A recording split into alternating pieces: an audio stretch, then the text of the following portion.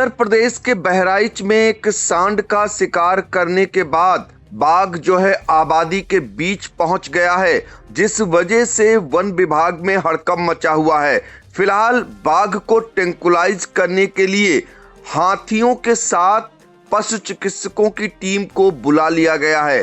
फिलहाल कोहरे के चलते कुछ बाधाएं उत्पन्न हो रही हैं, लेकिन आसपास के ग्रामीणों में हड़कंप मचा हुआ है।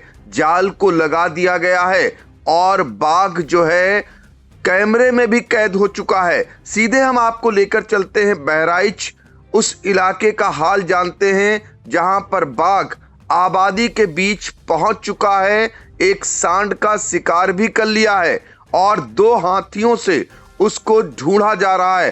ट्रैंक्विलाइज करने की पूरी तैयारी वन विभाग की टीम ने कर रखी है, लेकिन कहीं न कहीं कोहरा जो है खलल डाल रहा है। तो क्या है पूरा मामला, हम बहराइच आपको लेकर चलते हैं। बहराइच में हमारे संवाददाता, हमारे ब्यूरो चीफ आई इंडिया के मौके पर मौजूद हैं। कल्बे साहब, जरा बताइए क्या है पूरा मामला, कहां पर यह देखा गया और इसके बाद लोगों में किस तरीके की दहशत है।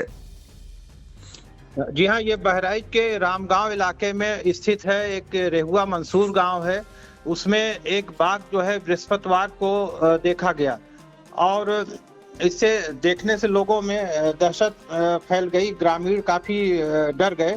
ग्रामीणों की सूचना पर डीएफओ व स्थानीय रेंजर टीम के साथ मौके पर पहुंचे। ड्रोन से तलाश के दौरान बाघ की झाड़ियों में बैठे फोटो भी कैद हुई। वन विभाग की ओर से उसे पकड़ने के लिए बीते यानी कल शुक्रवार को अभियान चलाया गया। खराब मौसम के चलते रेस्क्यू ऑपरेशन में मुश्किलें आ रही थीं।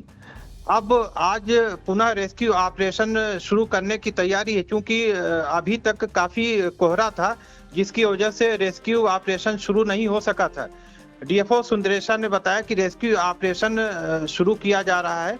और पंकज जी, आपको बताएं कि यह महसी तहसील के रामगांव इलाके में स्थित रेहुआ गांव में गुरुवार को खेत के किनारे एक बाघ को देख लोगों में दहशत फैल गई थी।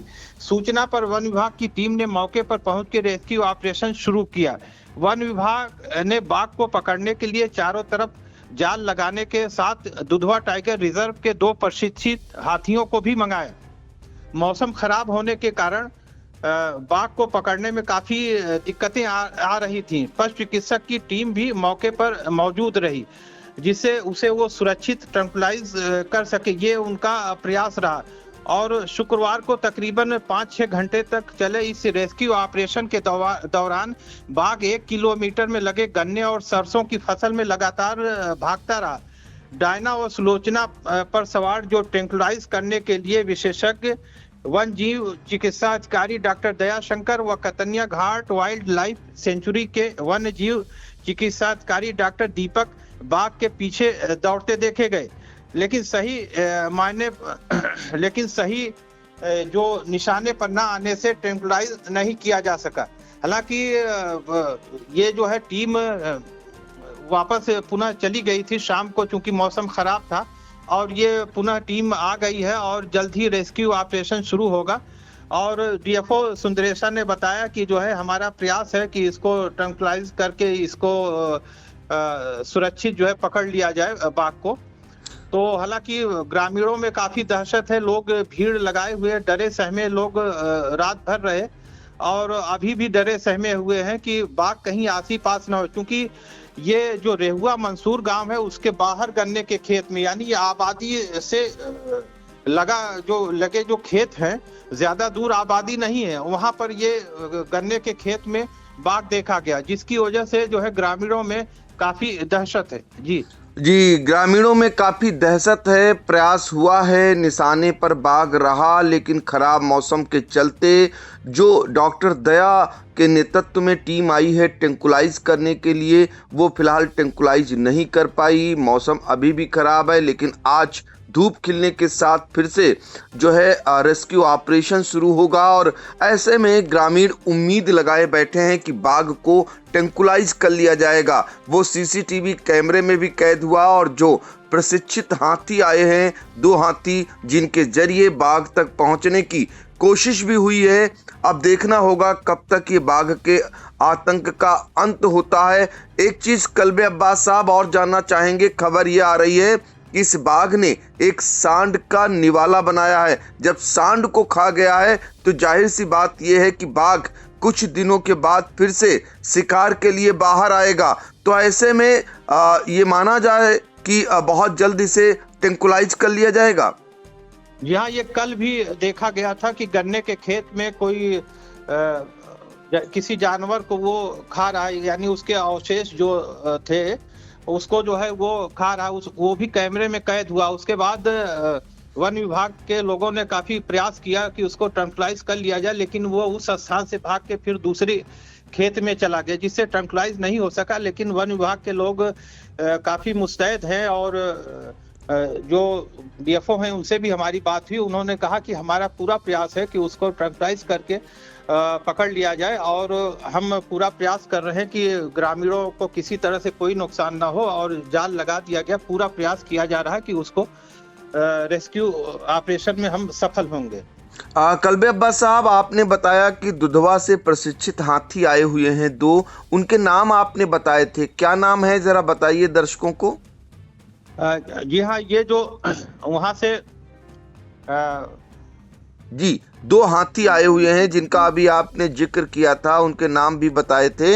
ये प्रशिक्षित हाथी हैं, दुधवा नेशनल पार्क से आए हुए हैं और इसी के जरिए इन्हीं पर सवार होकर जो डॉक्टर दया हैं, जो अब तक काफ़ी बड़े पैमाने पर उन्होंने जो बाघ हैं उनको टेंकुलाइज करने का काम किया है। सीतापुर में बाघों का आतंक था और डॉक्टर दया ने ही उन्हें टेंकुलाइज किया, सफल टेंकुलाइज उनका रहा और यहाँ बाघ के आतंक का अंत किया था सीतापुर में।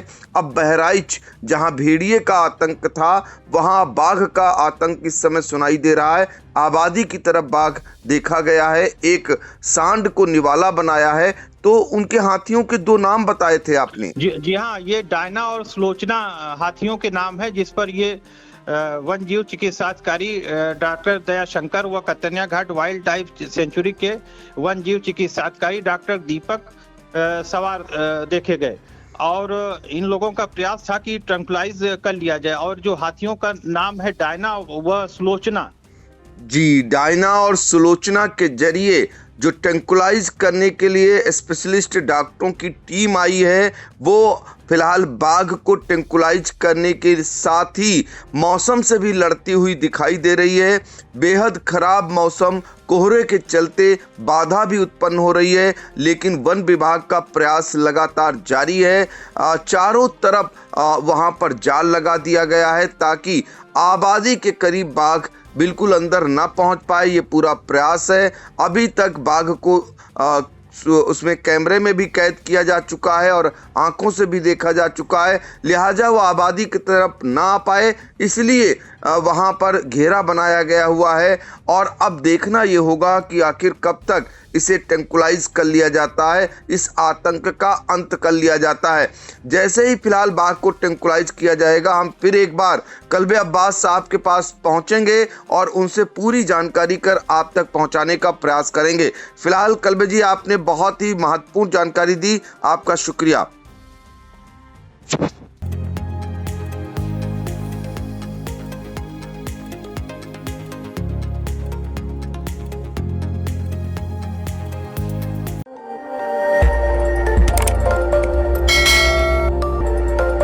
खबर आपकी, नजर हमारी।